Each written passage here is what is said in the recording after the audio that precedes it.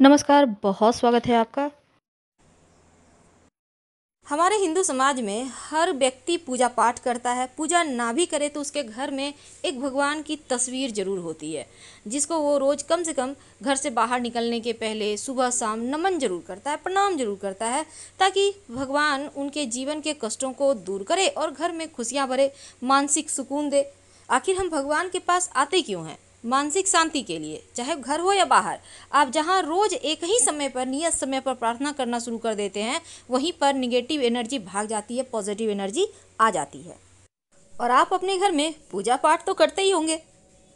पूजा पाठ करने से आपका मनोबल ऊंचा रहता है। हर समय आपके साथ एक पॉजिटिव एनर्जी होती है। भगवान का हाथ होता है आपके सर पे। घर के एक हिस्से में भगवान के लिए स्थान जरूर बनाया जाता है, लेकिन कई बार आपके द्वारा की जा रही पूजा का फल आपको मिलता ही नहीं। तो आखिर आपकी पूजा करने में कमी है, या कहीं कोई ऐसा वास्तु दोष है जो आपकी पूजा को स्वीकार होने ही नहीं दे रहा? तो घर में बने जो मंदिर है, चाहे वो आप कहीं भी पूजा करें, मंदिर यानी जहाँ भगवान का स्थान है, जहाँ पर आप दिया जलाते हैं, तो वो स्थान कैसा है और कौन सी वस्तु ऐसी है जो मंदिर में भूल कर भी नहीं रखनी चाहिए, वरना आपकी पूजा स्वीकार ही नहीं होगी। देखिए, पूजा हमेशा वास्तु की बात करें तो घर के ईशान कोण यानी उत्तर पूरब दिशा की ओर करें तो ये सर्वोत्तम माना जाता है। अगर घर में बना जो आपका मंदिर है वास्तु के विपरीत हो, मंदिर नहीं भी है, आप कहीं भी पूजा करते हैं, तो अगर आप वो सही जगह नहीं है तो मन भी आपका पूजा में नहीं लगेगा और इसका लाभ भी नहीं मिलेगा। अब ऐसे में कुछ वास्तु टिप्स जो आपके पूजा को के जो आप पूजा करते हैं जब भगवान को, तो आपकी पूजा जल्दी स्वीकार होगी। इसके लिए सबसे पहली बात तो एक भगवान की मूर्ति एक ही रखें, दो ना रखें। दूसरी, भगवान गणेश की 3 मूर्ति पूरे घर में नहीं होना चाहिए। सिर्फ पूजा स्थान में नहीं, बल्कि घर में होना ही नहीं चाहिए। 2 बस बहुत है। एक आप अपने घर में मूर्ति रख सकते हैं जहाँ पूजा करते हैं, और कहीं पर तस्वीर भी लगा सकते हैं। नहीं तो शुभ कार्यों में अड़चने आएंगी, बनते बनते कार्य आपके बिगड़ने लगेंगे। वास्तुशास्त्र के अनुसार घर के मंदिर में कभी भी टूटी फूटी हुई मूर्ति या तस्वीर है, बहुत पुरानी हो गई है, ऐसे तस्वीर की मूर्ति की पूजा ना करें, वरना नकारात्मकता बढ़ेगी और देवता भी नाराज होंगे। घर के जो मंदिर है, जो पूजा स्थान है, हमेशा उत्तर पूर्व दिशा में ही बनाएं। दक्षिण या दक्षिण पश्चिम दिशा अशुभ दिशा होता है, इस दिशा में पूजा पाठ आप नहीं कर सकते, नहीं तो आपको उतने फल नहीं मिलेंगे। और घर के मंदिर में 2 शंख मत रखिए आप। अब जैसे बहुत सारे घरों में होता है कि आप एक शंख स्थापित कर देते हैं, एक बजाते हैं। देखिए, जो स्थापित कर दिए वो तो ठीक है, पर बजाने वाला एक साथ ना रखें, उसे हटाकर कहीं अलग से रखें। तो घर के मंदिर में 2 शंख एक साथ नहीं रखना है। वास्तु के अनुसार मंदिर जहाँ पर आप भगवान की पूजा करते हैं, आसपास शौचालय मत बनवाइए। और दूसरा, बहुत ज़्यादा बड़ी बड़ी मूर्तियाँ भी घर में नहीं रखनी चाहिए। पूजा स्थान पर अगर आप शिवलिंग रखते हैं तो अंगूठे से छोटा रखें, और पारद शिवलिंग रख लें तो आपकी पूजा भी जल्दी स्वीकार होगी। देवी देवताओं की हमेशा सॉफ्ट मुद्रा, सौम्य मुद्रा में मुस्कुराती हुई तस्वीर लगाइए।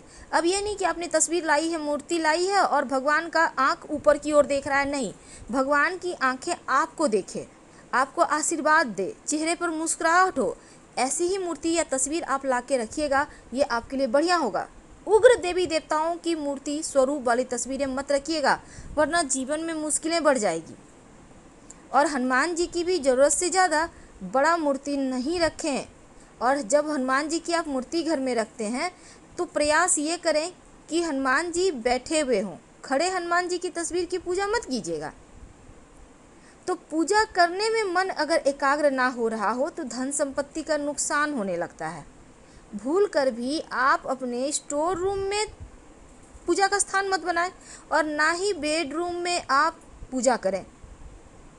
तो आप भूल कर भी पूजा की अलमारी ऐसे स्थान पर भी ना रखें जहाँ पर कबाड़ है। इन चीज़ों से आपको बचना चाहिए। अब जैसे कि आप घर में रोज़ मंदिरों में फूल चढ़ाते होंगे, तो भगवान की पूजा के फूल आप ये नहीं कि बासी पड़े हुए हैं घर के कोने में रखे हुए, ये सही नहीं है। आप उनको हटाइए, कोशिश करें कि शाम के समय ही हटा दें, क्योंकि जो सूखा हुआ पुष्प है वो परेशानी को, दरिद्रता को, गरीबी को, अकाल मृत्यु, मंगल दोष जैसी समस्याएं पैदा करता है, इसलिए उनको तुरंत हटाइए। पूजा घर में मूर्तियों को लेकर ये भी नियम है कि गृहस्थ लोगों को बड़ी मूर्तियां मंदिर में अपने घर में नहीं रखना चाहिए। और पूजा घर में भूल कर भी अपने पितृ देवों की तस्वीर मत लगाइएगा। शास्त्रों में इसे भी अच्छा नहीं माना जाता, क्योंकि पूर्वजों की तस्वीरें मंदिर में लगाने से सही नहीं होता। आप अपने घर के दक्षिणी दीवार पर लगाइए ताकि पितर प्रसन्न हो, लेकिन मंदिर में मत रखिएगा। तो मंदिर में रसोई घर भी मत बनाइए, क्योंकि वास्तु के अनुसार भी ठीक नहीं है ये।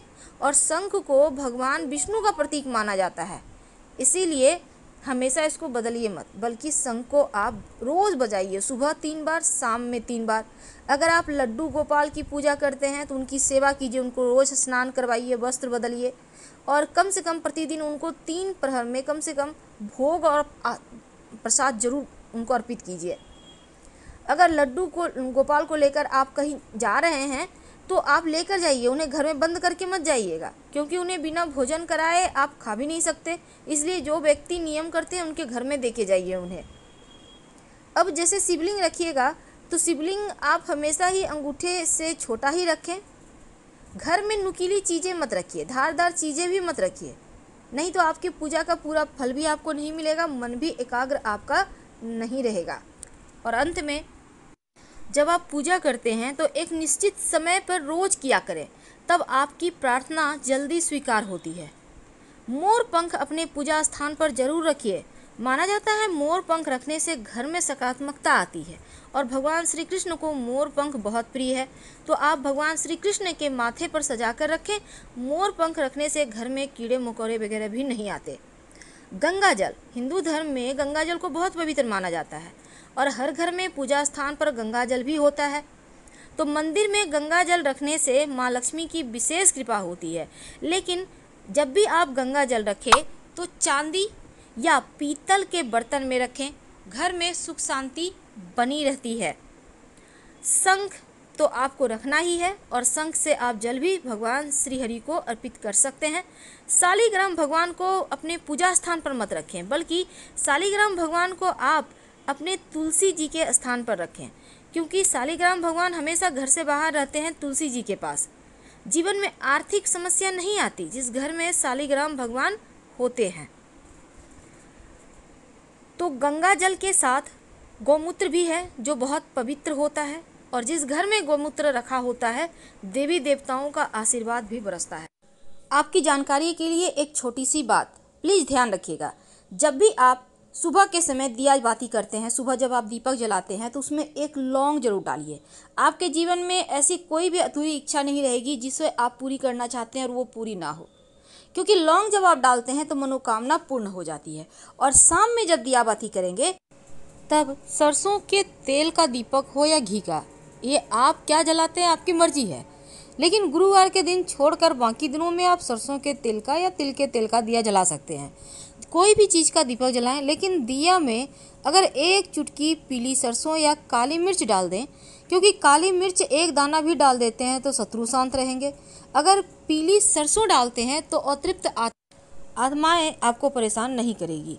यानी कई बार घरों में डर भी लगता है जैसे पीछे कोई है या आपने बुरे सपने देखे, तो ऐसा कुछ आपके घर में हो रहा है तो आप पीली सरसों डालकर शाम में दिया बाती करना शुरू कर दें, आपकी मुश्किलें समाप्त हो जाएगी। फिलहाल आपसे विदा लेते हैं। जानकारी अच्छी लगे तब लाइक कर सब्सक्राइब करें, और कमेंट में हर हर महादेव जरूर लिखें।